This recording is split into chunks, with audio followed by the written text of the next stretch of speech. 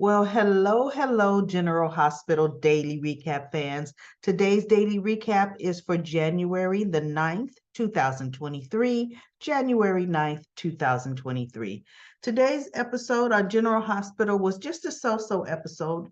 Wasn't too earth-shattering to me. Bottom line, Sonny shows up, takes Spencer over to Spoon Island to get his stuff, and Victor, of course, didn't understand why Spencer would want to go, and he actually did not agree in the beginning until Spencer dropped the bombshell. Esme's pregnant with Nicholas's baby. And Victor was like, "Oh, well,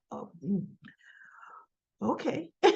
you know, I could completely understand why it might be difficult for you to want to stay here. So he ultimately, gave Spencer his blessing, even though Spencer let him know, look, the early release was contingent upon I being in your custody until my original release date, arrived. He goes, well, it's past.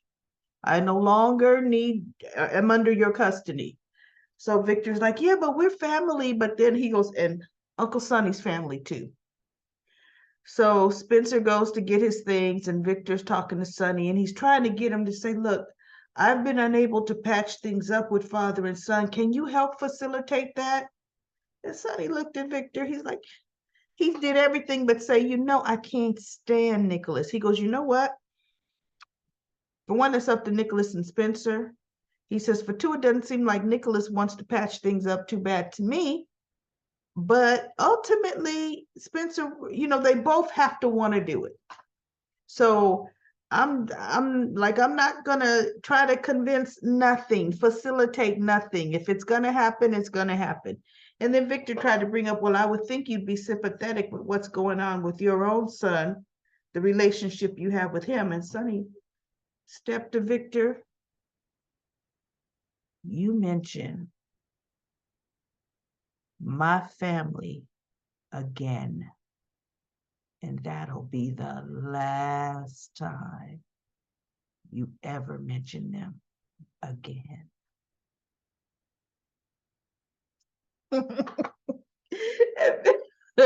Victor looked at him and didn't say anything. See, it's so interesting to see how ultimately Sonny intimidates Victor.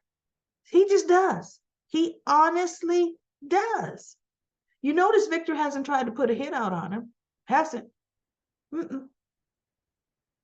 So Sonny said, it'll be what it's going to be. I'm leaving that alone. And speaking of Nicholas, he has Alexis meet him at the coffee house. Kelly's. And they're talking, and he ends up telling her, Esme's pregnant. And Alexis like, yeah, or she may not have heard her. Yeah, I think I heard that. And then he goes, but I'm the father of her baby. And Alexis is like, and she's like, how careless of you. Oh, she was just like, he goes, look, I've heard enough lectures from my mother, Alexis, please. It's not why I want you here. And she goes, well, why do you want me here? He says, I need your advice on how do I keep Esme from having anything to do with the baby. And Alexis is like, that's not advice I'm going to give, because Sam was taken from me, from my father, a cast die, and given away. She says, I'm not going to be a part of not one more Cassadine man taking a baby from its mother at all. Not at all. And so she says, by the way, you don't have such a good track record with raising children. And he goes, well, I'm going to do better. I'm going to do better with this baby. She goes, Nicholas, you don't get to do just a do-over. You really don't. You have a son right here. Why are you not trying harder for that son? Well, Spencer won't talk to me, which is why I'm saying this baby. And he just like Spencer, that didn't mean nothing to him. And she even brought it back up. She goes, how quickly you just dismiss Spencer. She goes, that's not right, Nicholas. That's not right. And no, I can't help you. So needless to say, he didn't get what he wanted from Alexis. So, oh goodness. I'm telling you, I didn't get very much sleep last night. Everybody, my dog kept like trying to clear that phlegm. I thought last night was gonna be your last night, but she's still here. So anyway, she leaves Nicholas there, and then we have Ava and Nina talking. They're talking, and about, she tells Nina about, I mean, she tells Ava about Rich Huntington's and how it is hitting her hard. And Ava's talking to her, and she goes, yeah, this is a box of the belongings. Aunt Liesel packed up things so fast that she took some hospital files that I got to get back. I was just going to go through things to see what was Brit's and what was the hospital's, and, get the rest back. So, of course, Willow's lab work, and her report is in the paperwork, right? Because Britt was her OB. So Nina hadn't got, I mean, yeah, Nina had not got to it. And then Ava came home. Nina was trying to read some lab reports, but it didn't have a name on it. And so then she and Ava started talking. So Ava kind of, after Nina, after Ava consoled Nina, Nina's talking to Ava, and she was saying she had a very productive meeting with Victor last night, and that she's going after Spoon Island. She goes, and I'm going to get it. I'm telling you, everybody, the way Spoon Island is built, the creepiness and the history of that place. Would you want to be a newly divorced woman in that house, that creepy house? I sure wouldn't. No, would I want to raise my child, just me and my child, at that house? Oh no, that's a horrible house. But no, she wants it because she knows that's been in Nicholas's family for generations, and she wants to take it from him. So nobody's ever been able to get Spoon Island away from the Cassadines. And she goes, yeah, and Victor gave me an idea. And I'm thinking, no, the only way you get in Spoon Island is if you marry Victor. And then Victor doesn't even have Spoon Island. Nicholas has Spoon Island. So, let's see what will happen there. And then Sonny shows up. Ava leaves. Sonny shows up, and he and Nina, she's going to make some little cinnamon toddy, and he sees the papers, on the coffee table. So he picks up the report, because one, I guess the one Ava had didn't have a name, but the others, I definitely saw Willow Tate on one of the papers, right? So that was yesterday's scenes. I saw Willow's name. So Sonny's reading this report, and wow, I guess Sonny's going to be the one to find out that Willow has cancer. And he's going to try to come to Michael, to comfort Michael, to offer any kind of help he can, because what's so interesting is Willow and Michael got a call. She's got a bone marrow transplant, came through a match. She was on her way to the hospital, her and Michael, and they're talking, and then she's so excited. No, now I can tell your family I have leukemia, but we have a donor. Everything's going to be okay. Yeah, okay. Yeah, you're going to do that fairy tale route. So she gets in there, her and Michael, they're talking to Terry, who, by the way, is having a real hard time with Britt's death, trying to deal with keeping things going, setting aside her own grief for the job, because she and Britt ended up becoming friends, right? So she tells Willow and Michael that, yes, the donor, that the whole procedure for the donor transplant can be tough. It's going to be tough on her. It can be tough on the baby, but it's the best procedure for favorable prognosis. And she says, with the donor came at the right time. We're lucky because unfortunately your latest lab results are not good. The chemo was not working. And so her red blood count, I mean, she's just not doing well. even though she doesn't look like she's on death's door, but she's not doing well. And guess what, everybody? Guess what?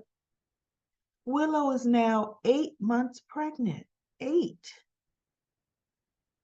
And I was trying to figure out, is she really 8?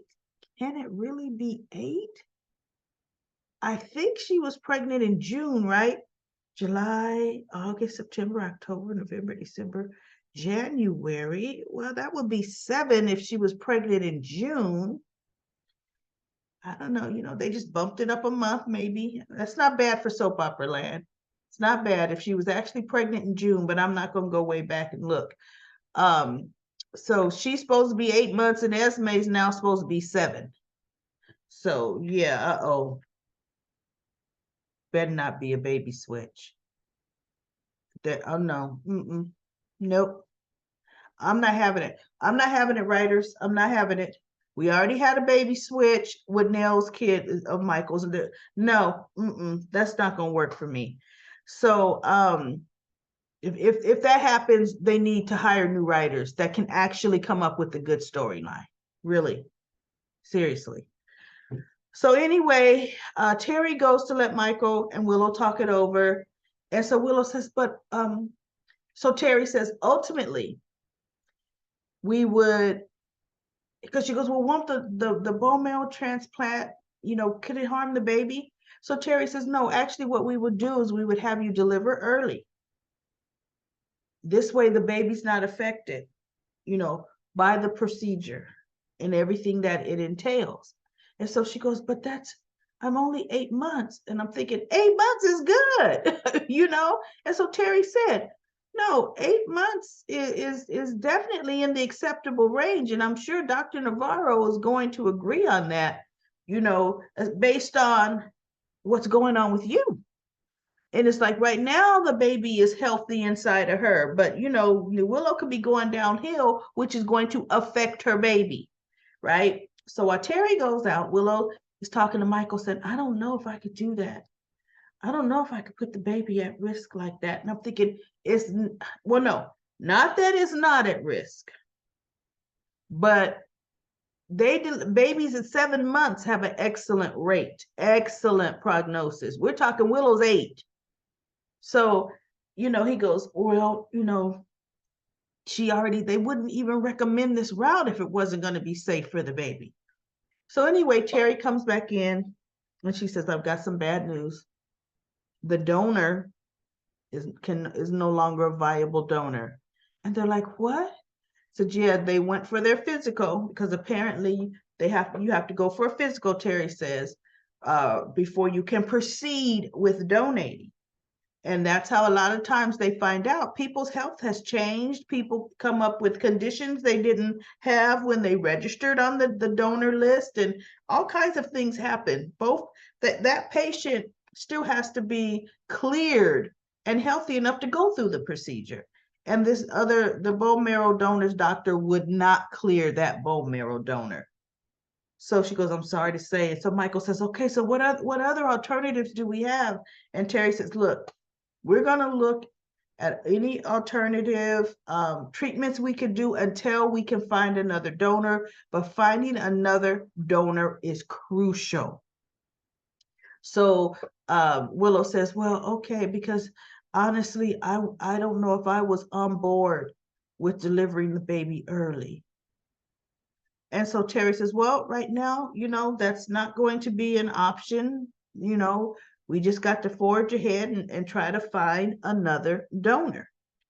So now we're dealing back with what's happening at GH with Esme. Esme's still doing the whole amnesia thing. And Jordan and Dante are able to question her with Dr. Finn in there.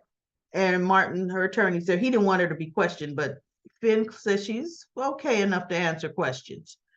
So she still doesn't know. Dante's showing her pictures of Trina, Cam, Josh, and Oz, and she doesn't know any of them, according to her. They say I've done horrible things, but I don't know how I could. Well, whatever, Esme. You would say that if you were faking. So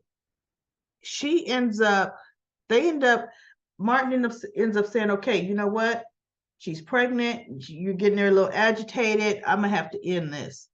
So they go out and they're Jordan and Dante, and they're asked to speak to Elizabeth. She's at the nurse's station. Finn is there. And she says, I gave my statement, to the police and earlier about, the attack on the pier. She goes, no, this is something different. And I forget what they asked Elizabeth. And Elizabeth, because they're trying to say, look, we're trying to figure out where Esme could have been these last few months. Because they already know she did the revenge porn, she poisoned Oz and all of that, but they can't say she is the hook killer.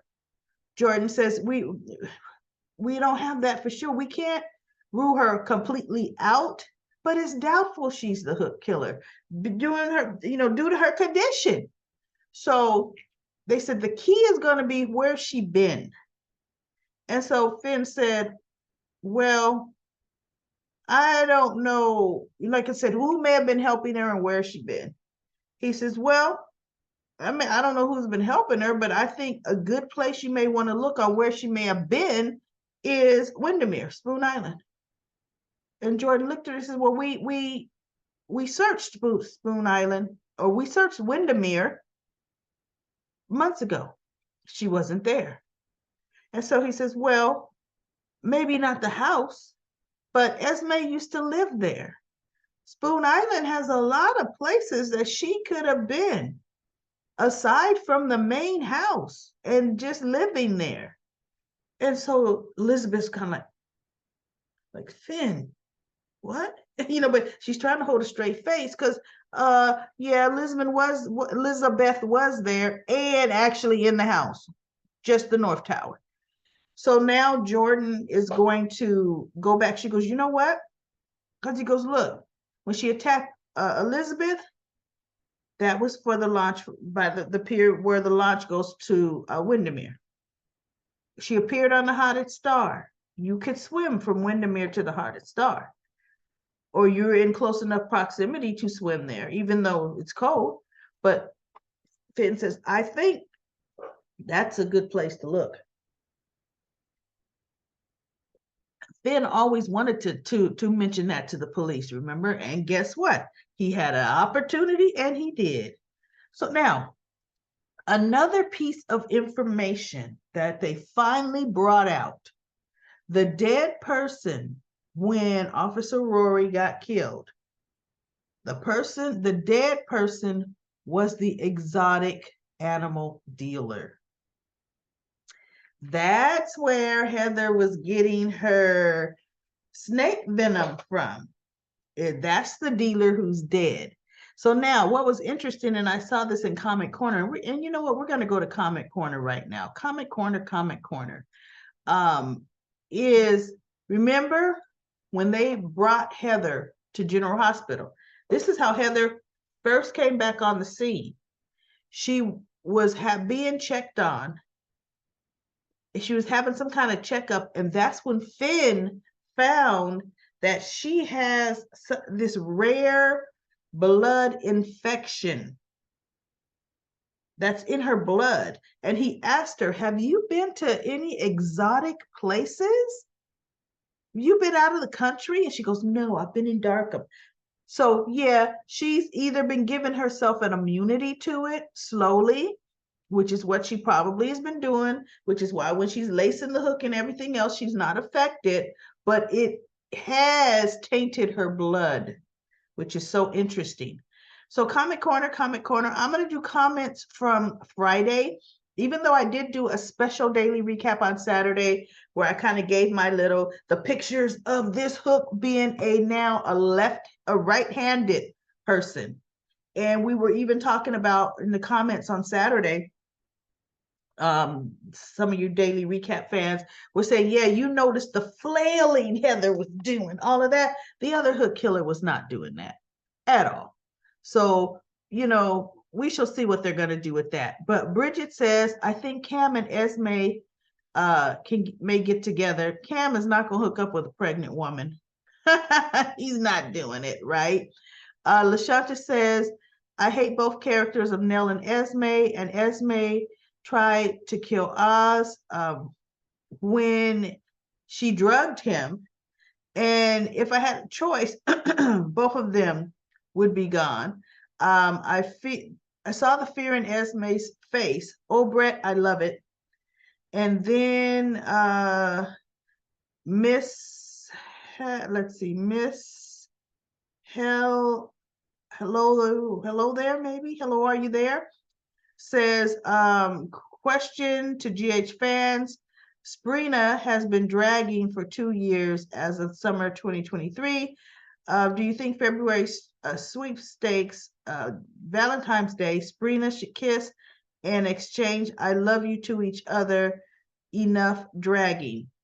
Okay, so I guess we're all supposed to deduct that Sprina is Spencer and Trina. No. Let's just say Spencer and Trina, because it wasn't until I just read it this time that I understood, because I was trying to figure out what is Trina. What are they commenting on the right soap opera? Spencer and Trina, just Spencer and Trina. Okay, let's just do that, folks. So then we have Sherry says, what was Austin thinking telling Lisa that Esme was the suspect and she was at General Hospital? I think he knew what would happen. And then LaShunta says, I never seen Esme. I don't know where. And then Sherry says, Austin told Lizzo Esme was a suspect in the Hook killings and was at General Hospital. Lizzo went to her room, tried to kill her. Nina stopped her. You must have missed an episode. Yes. Okay. And then Rita says, funny how there's not a police guard at Esme's room. Anyone else would have one. And then Queen of the South says, the guard ran towards Nicholas and Sonny's fight. Yep. Esme has a guard on her door. Yes, she does. And he did. He left the post to go stop that altercation. And then Queen of the South says, I remember seeing that. I thought he was hospital security. No, he was GCPD. No. That's General City. Port Charles PD. I was at GCPD. I'm thinking, no, that's Young and the Restless. Port Charles PD. So PCPD. Thanks. But how was Nina able to walk into Esme's room? Nina walked into Esme's room because the guard was already away from the door trying to break up the fight between Sonny and Nicholas. So that's how Nina got in. She and Obret did their deal, and Nina was able to talk Obret out, and they got out because the guard had not returned. Remember, the guard was still talking to Nicholas. Sonny had already left to go tell Spencer that Britt died, and the police officer was asking Nicholas, did he want to press charges? And Nicholas was like, no, just a misunderstanding. And so, yeah, the comment Queen of the South says that he was still breaking up the fight between Nicholas and Sonny. And Rita says, thank you for explaining it. Thanks. I loved the series Queen of the South. Well, I guess I missed that one.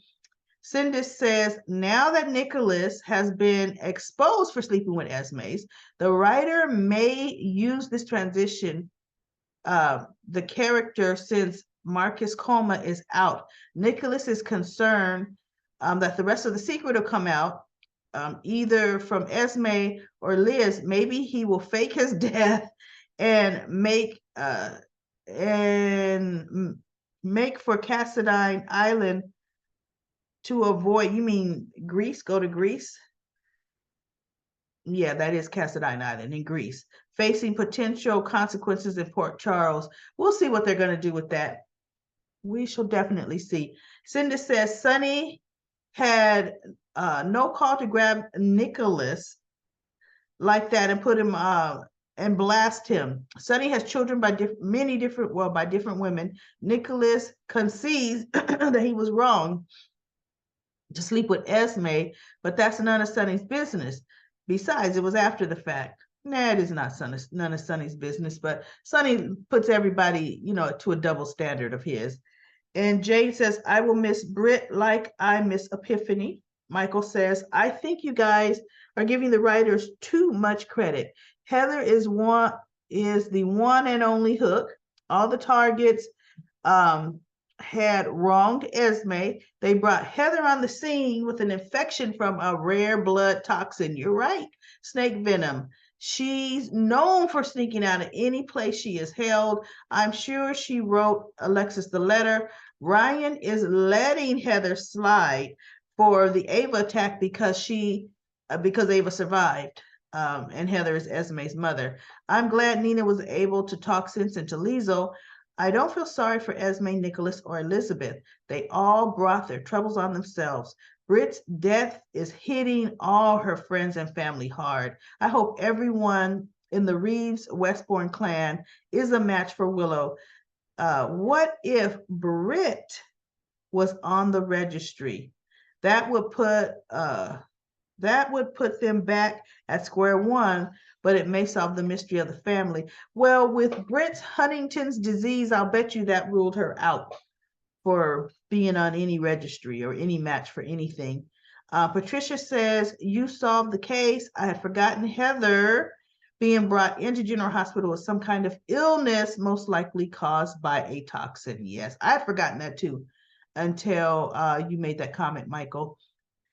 Adriana says, I'm not mad that Sonny popped Nicholas, not mad at all. Elizabeth, baby girl, if you keep on, you're going to jail. Spencer has had a lot in his young life. Spencer and Sonny at the penthouse, nosy Nina, where here we go. And then let's see, we have Kawan says, I think the donor is now on Nina and somehow will never come back with a different actress. Oh, I don't know what that means. Thanks, Spencer. Kwan says is in love with Jocelyn. Oh, you think Spencer's in love with Jocelyn? No, he's not. That's why he would have Cam, but Trina, but that's why he always angry about Dex or about that. No, Spencer was just being a jerk face. Spencer is absolutely not infatuated with Jocelyn. It is definitely Trina, definitely. Deborah says also Neil was far worse. Who was Neil? Neil, what? Neil Burns? Who was fun? Neil who? Far worse for what? And then Deborah says, crazy Heather and Ryan planning their future. Crazy Heather was happy to hear Esme's pregnant. She wants to be in the delivery room with Esme when she has the baby. She wants a do-over with Ryan, LOL. Ryan wants Ava and Heather. Oh, Heather wants only her. Ryan and the baby didn't even include Esme. Wonder how that's going to work. And if Liesl learns that it's Heather, she will go after her. Yes, she will. I can't wait for that fight. And then Lisa says, Heather better watch out. Liesl wants revenge for Britt getting hooked. Nina is going to save Esme's life. Nina's going to save Esme's life. Well, she did save Esme's life for Aunt Liesl smothering her. And then Ruth says, it also could be Janelle. Heather, what if both Heather and Janelle, after all, Janelle is pretty dangerous. If anybody brings up Nell being alive again, I don't know what I'm gonna do. It is not Janelle, Ruth. It's not Nell. She's dead and gone. They only brought her back in a dream because she's gone. And then Ruth also says, I think Britt is going to be a donor match. That's if Liesl will let it happen. I think Britt's medical condition rules her out from that. And then Lashanta says, what about the poison? Yeah, plus her body's poisoned now too. Deborah says Nina will be the match for Willow. Just hope Carly tells Michael. And do you think Willow's son could be a donor. I think he's too young to be a donor. Carly knows Wiley is Nina's grandson. Yeah, I think Wiley's too young to be his mother's donor. If Britt is Willow's match, she is screwed. Yeah, Britt's not going to be the match. Anna Rihanna says agreed 100%. And Kawan's, oh, well, I don't know what that means. That's without AJ's son. I don't know where AJ's coming into this. Let's see. Kawan also says Nina, Eden, Mildana, Nina's the donor. Okay, just Nina's the donor. And then that's about it. All right, so that's it. The end of Comment Corner for Friday. If anybody wants to see the chatter that went back and forth on Comment Corner for my special Saturday edition of the Insights on the Hook Killer, you can just go to the channel and go to the video of that day and read those recaps. It was, good theories. Most people kind of felt the same. They noticed the difference with this hooking or alleged hooking or scratching and everything else. So everybody, that is it for Comment Corner. That's it for the daily recap today. Have a phenomenal day, and I will be back tomorrow for the next daily recap of General Hospital.